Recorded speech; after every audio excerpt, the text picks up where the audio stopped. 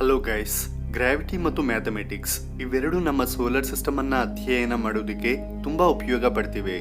ಚಂದ್ರ ನಮ್ಮ ಭೂಮಿಯ ಸುತ್ತ ತಿರುಗುತ್ತಿದೆ ಅಂದ್ರೆ ಅದಕ್ಕೆ ಮುಖ್ಯ ಕಾರಣ ನಮ್ಮ ಭೂಮಿಯ ಗ್ರಾವಿಟಿ. ನಮ್ಮ ಭೂಮಿಯ ಜೊತೆಗೆ ಸೋಲಾರ್ ಸಿಸ್ಟಮ್ ಅಲ್ಲಿರೋ ಗ್ರಹಗಳು, ಕ್ಷುದ್ರ ಗ್ರಹಗಳು, ಕಾಮೆಟ್ಸ್, ಹೀಗೆ ಸೋಲಾರ್ ಸಿಸ್ಟಮ್ ಅಲ್ಲಿರೋ ಪ್ರತಿಯೊಂದು ಆಬ್ಜೆಕ್ಟ್ ಕೂಡ ಸೂರ್ಯನ ಸುತ್ತ ತಿರುಗುತ್ತಿದೆ ಅಂದ್ರೆ ಅದಕ್ಕೆ ಕಾರಣ ಸೂರ್ಯನ ಗ್ರಾವಿಟಿ. ಇಲ್ಲಿ ಸೂರ್ಯನ ಗ್ರಾವಿಟಿ ಗ್ರಹಗಳ ಮೇಲೆ ಯಾವ ರೀತಿ ಪ್ರಭಾವ ತೋರಿಸುತ್ತೋ ಆ ಪ್ರತಿಯೊಂದು ಗ್ರಹದ ಗ್ರಾವಿಟಿ ಕೂಡ ಅವುಗಳಿಗೆ ಹತ್ತಿರದಲ್ಲಿರೋ ಮೂನ್ಸ್, ಆಸ್ಟ್ರಾಯ್ಡ್ಸ್, ಡ್ವಾರ್ಫ್ ಪ್ಲಾನೆಟ್ಸ್ ಮೇಲೆ ಪ್ರಭಾವ ತೋರಿಸುತ್ತೆ. ಅಷ್ಟೇ ಅಲ್ಲ, ಗ್ರಹಗಳ ಗ್ರಾವಿಟಿ ಒಂದರ ಮೇಲೆ ಮತ್ತೊಂದರ ಪ್ರಭಾವ ಕೂಡ ತೋರಿಸುತ್ತೆ. ನಮ್ಮ ಭೂಮಿ ಸೋಲಾರ್ ಸಿಸ್ಟಮ್ ಅಲ್ಲಿ medium or low range planet. ಆದ್ದರಿಂದ ಭೂಮಿಯ ಗ್ರಾವಿಟಿ ನಮಗೆ ಹತ್ತಿರದಲ್ಲಿರೋ ಮಾರ್ಸ್ ಮತ್ತು ವೀನಸ್ ಮೇಲೆ ಯಾವ ರೀತಿಯ ಪ್ರಭಾವ ಕೂಡ ತೋರಿಸೋದಿಲ್ಲ. ಅಂಡ್ ಹಾಗೆ ಮಾರ್ಸ್ ಮತ್ತು ವೀನಸ್ ಭೂಮಿಗಿಂತ ಚಿಕ್ಕ ಗ್ರಹಗಳು, ಆದ್ದರಿಂದ ಅವುಗಳ ಗ್ರಾವಿಟಿ ನಮ್ಮ ಭೂಮಿಯ ಮೇಲೆ ಕೂಡ ಯಾವುದೇ ರೀತಿಯ ಪ್ರಭಾವ ತೋರಿಸೋದಿಲ್ಲ. ಆದ್ರೆ ಗುರುಗ್ರಹ, ಶನಿ ಗ್ರಹ, ಯುರೇನಸ್, ನೆಪ್ಚೂನ್ ಈ ಗ್ರಹಗಳು ತುಂಬಾ ದೊಡ್ಡವು ಅಂಡ್ ಅವುಗಳ ಗ್ರಾವಿಟಿ ಕೂಡ ತುಂಬಾ ಹೆಚ್ಚಾಗಿರುತ್ತೆ. ಆದ್ದರಿಂದ ಅವುಗಳ ಗ್ರಾವಿಟಿ ಅವುಗಳಿಗೆ ಹತ್ತಿರದಲ್ಲಿರೋ ಗ್ರಹಗಳ ಮೇಲೆ ಸ್ವಲ್ಪ ಪ್ರಭಾವ ತೋರಿಸುತ್ತೆ. ಈ ಗ್ರಹಗಳು ಸೂರ್ಯನ ಸುತ್ತ ತಿರುಗೋ ಸಮಯದಲ್ಲಿ ಒಂದನ್ನೊಂದು ಸಂದರ್ಭದಲ್ಲಿ ಯಾವ್ದಾದ್ರೂ ಎರಡು ಗ್ರಹಗಳು ಸಮೀಪಕ್ಕೆ ಸೇರಿಕೊಳ್ತವೆ. ಸೊ ಆಗ ಅವುಗಳ ಗ್ರಾವಿಟಿಯ ಕಾರಣದಿಂದ ಅವು ಸೂರ್ಯನ ಸುತ್ತ ತಿರುಗೋ ಆರ್ಬಿಟ್ ಅಲ್ಲಿ ಸ್ವಲ್ಪ ಬದಲಾವಣೆ ಬರುತ್ತೆ. ಸರಿ, ಇದೆಲ್ಲ ಒಂದ್ ಸ್ವಲ್ಪ ಸೈಡ್ ಗಿಡೋಣ.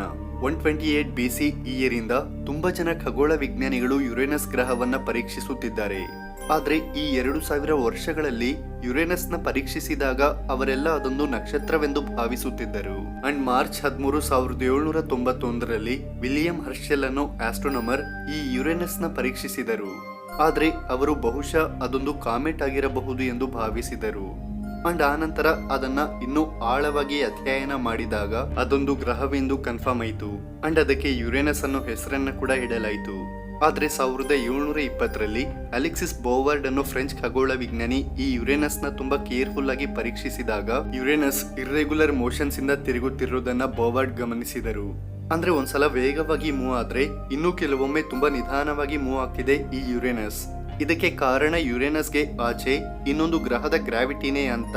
ಅಂಡ್ ಖಚಿತವಾಗ್ಲೂ ಈ ಯುರೇನಸ್ಗೆ ಆಚೆ ಇನ್ನೊಂದು ಗ್ರಹ ಇರೋದಕ್ಕೆ ಸಾಧ್ಯತೆಗಳಿವೆ ಎಂದು, ಅದಕ್ಕೆ ಸಂಬಂಧಪಟ್ಟ ಪರ್ಫೆಕ್ಟ್ ಮೆಜರ್ಮೆಂಟ್ಸ್ ಮಾಡಿ ಎಂದು ಅಲೆಕ್ಸಿಸ್ ಬೋವಾರ್ಡ್ ಇತರ ಖಗೋಳ ವಿಜ್ಞಾನಿಗಳಿಗೆ ಹೇಳಿದರು. ಆದ್ರೆ ಆ ಹೊಸ ಗ್ರಹವನ್ನ ಕಂಡು ಹಿಡಿಯೋಷ್ಟರಲ್ಲೇ ಬೋವಾರ್ಡ್ ಅವರು ಮರಣಿಸಿದರು.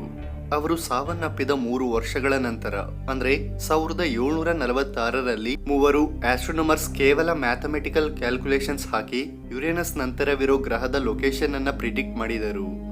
ಅವರು ಬರ್ಲಿನ್ ಅಬ್ಸರ್ವೇಟರಿಗೆ ಹೋಗಿ ಅವರು ಪ್ರಿಡಿಕ್ಟ್ ಮಾಡಿದ ಲೊಕೇಶನ್ ಅಲ್ಲಿ ಟೆಲಿಸ್ಕೋಪ್ ಮೂಲಕ ನೋಡಿದರು.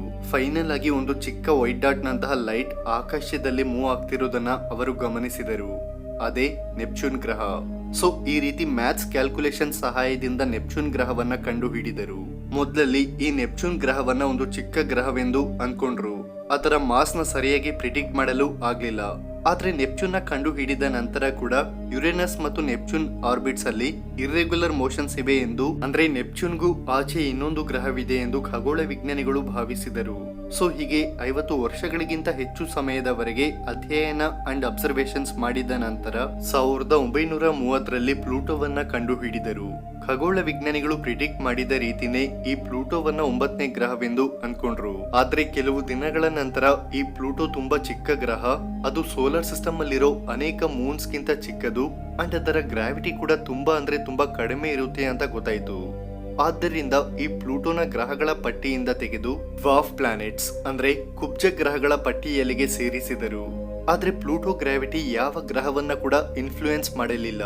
ಆದ್ರೆ ಈ ನೆಪ್ಚೂನ್ ಅಂಡ್ ಯುರೇನಸ್ ಆರ್ಬಿಟ್ಸ್ ಯಾಕೆ ಇರ್ರೆಗ್ಯುಲರ್ ಆಗಿವೆ ಅಂತ ವಿಜ್ಞಾನಿಗಳಿಗೂ ಕೂಡ ಅರ್ಥವಾಗ್ಲಿಲ್ಲ.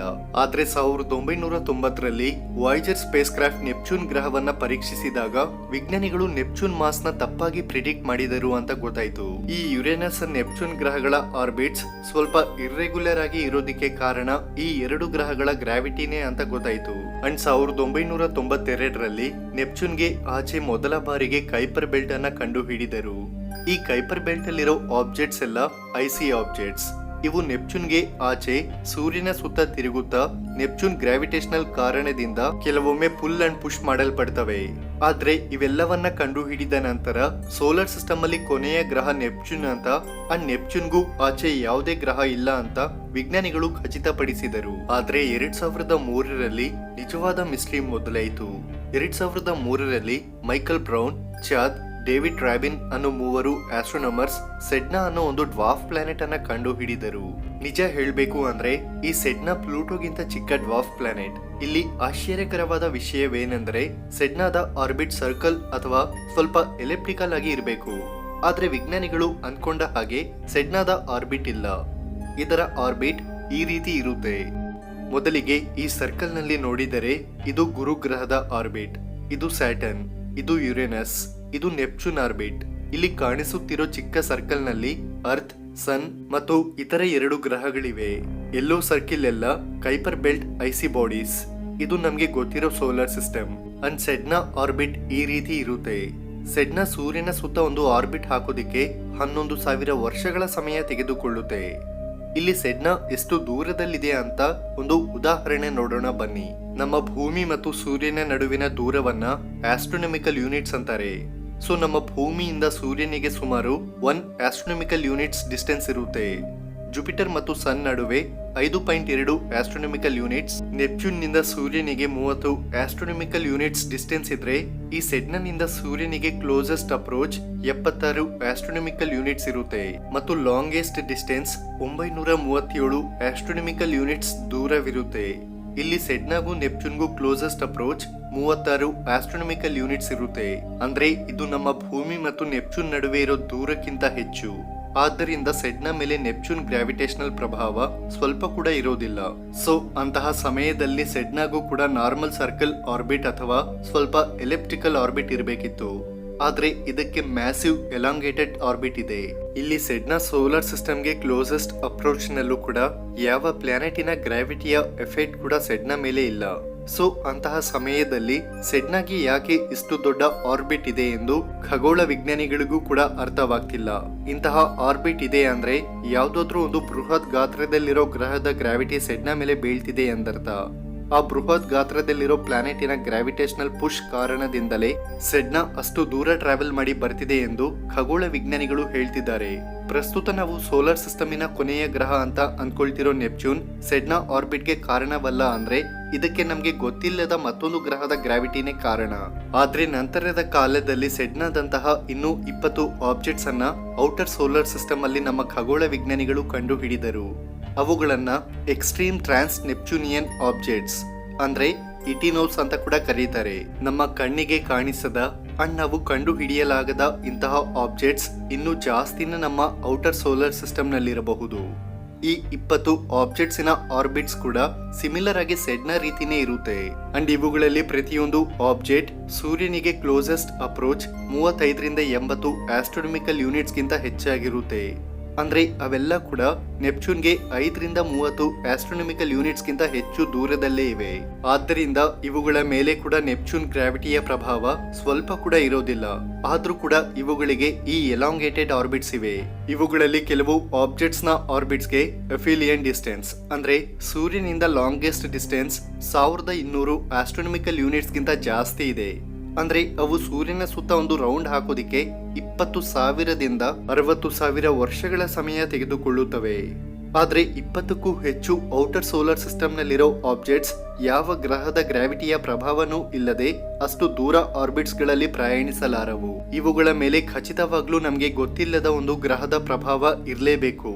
ಆ ಗ್ರಹದ ಗ್ರಾವಿಟಿಯ ಕಾರಣದಿಂದಲೇ ಎಟಿನೋಸ್ ಆರ್ಬಿಟ್ ಈ ರೀತಿ ಇದೆ. ಆ ಗ್ರಹಕ್ಕೆ ಸಂಬಂಧಪಟ್ಟಂತೆ ನಮ್ಮ ಖಗೋಳ ವಿಜ್ಞಾನಿಗಳು ಒಂದು ಎಸ್ಟಿಮೇಷನ್ ಕೂಡ ಹಾಕಿದ್ದಾರೆ.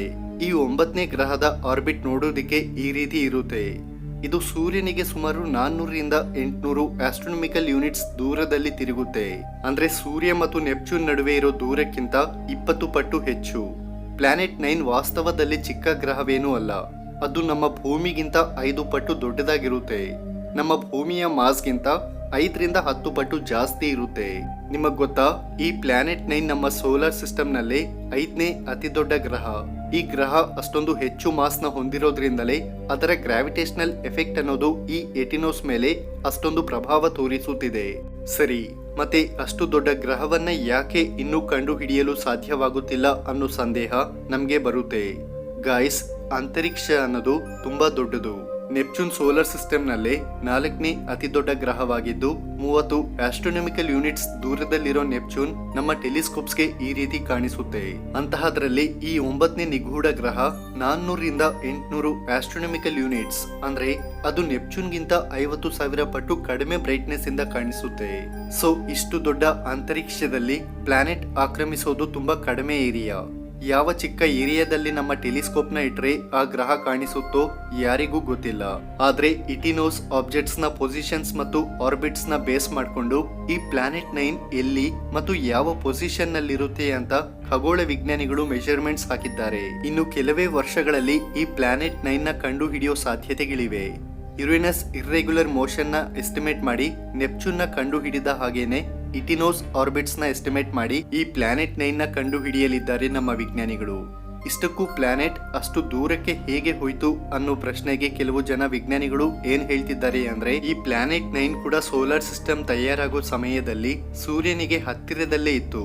ಆದ್ರೆ ಆ ಕಾಲದಲ್ಲಿ ಯಾವ ಗ್ರಹಕ್ಕೂ ಕೂಡ ಒಂದು ಎಕ್ಸಾಕ್ಟ್ ಆರ್ಬಿಟ್ ಅನ್ನೋದು ಇರ್ಲಿಲ್ಲ. ಸೊ ಅದರಿಂದ ಈ ಪ್ಲಾನೆಟ್ 9 ಜುಪಿಟರ್ ಅಥವಾ ಸ್ಯಾಟರ್ನ್ ಗೆ ಸಮೀಪಕ್ಕೆ ಹೋದ ತಕ್ಷಣ ಅವುಗಳ ಗ್ರಾವಿಟೇಷನಲ್ ಪುಷ್ ಕಾರಣದಿಂದ ಇದು ಸೋಲಾರ್ ಸಿಸ್ಟಮ್ ಹೊರಕ್ಕೆ ಎಜೆಕ್ಟ್ ಮಾಡಲ್ಪಟ್ಟಿದೆ. ಸೊ ಹೀಗೆ ಪ್ಲಾನೆಟ್ 9 ಆರ್ಬಿಟ್ ಚೇಂಜ್ ಆಗಿ ಕಾಲಕ್ರಮೇಣ ಔಟರ್ ಸೋಲಾರ್ ಸಿಸ್ಟಮ್ ನಲ್ಲೇ ಇದ್ದು ಸೂರ್ಯನ ಸುತ್ತ ತಿರುಗೋ ಅದರ ಆರ್ಬಿಟ್ ಸ್ಟೇಬಲ್ ಆಗಿರಬಹುದು ಎಂದು ಕೆಲವು ಜನ ಖಗೋಳ ವಿಜ್ಞಾನಿಗಳು ಹೇಳ್ತಿದ್ದಾರೆ. ಇನ್ನು ಕೆಲವು ಜನ ಅದೊಂದು ರೋಗ್ ಪ್ಲಾನೆಟ್ ಅಂತ, ಅದು ದೂರದ ಸೋಲಾರ್ ಸಿಸ್ಟಮ್ ನಿಂದ ಬಂದಿರಬಹುದು ಅಥವಾ ಸ್ವಂತವಾಗಿ ಅನಿಲಗಳಿಂದ ತಯಾರಾಗಿ ನಮ್ಮ ಸೋಲಾರ್ ಸಿಸ್ಟಮ್ ಕಡೆಗೆ ಪ್ರಯಾಣಿಸಿ ನಮ್ಮ ಔಟರ್ ಸೋಲಾರ್ ಸಿಸ್ಟಮ್ ನಲ್ಲಿ ಸೆಟಲ್ ಆಗಿರಬಹುದು ಎಂದು ಹೇಳ್ತಿದ್ದಾರೆ. ಏನೇ ಆಗ್ಲಿ, ಇನ್ನು ಕೆಲವೇ ದಿನಗಳಲ್ಲಿ ಅಂತರಿಕ್ಷದಲ್ಲಿ ಚಿಕ್ಕ ಪ್ರದೇಶದಲ್ಲಿ ತುಂಬಾ ಚಿಕ್ಕ ಲೈಟ್ ಮೂವ್ ಆಗ್ತಿರೋದನ್ನ ಪರೀಕ್ಷಿಸಿ ಸೋಲಾರ್ ಸಿಸ್ಟಮ್ ನ 9ನೇ ಗ್ರಹವನ್ನ ಕಂಡು ಹಿಡಿಯುತ್ತೇವೆ ಎಂದು ವಿಜ್ಞಾನಿಗಳು ತುಂಬಾ ಬಲವಾಗಿ ಹೇಳ್ತಿದ್ದಾರೆ.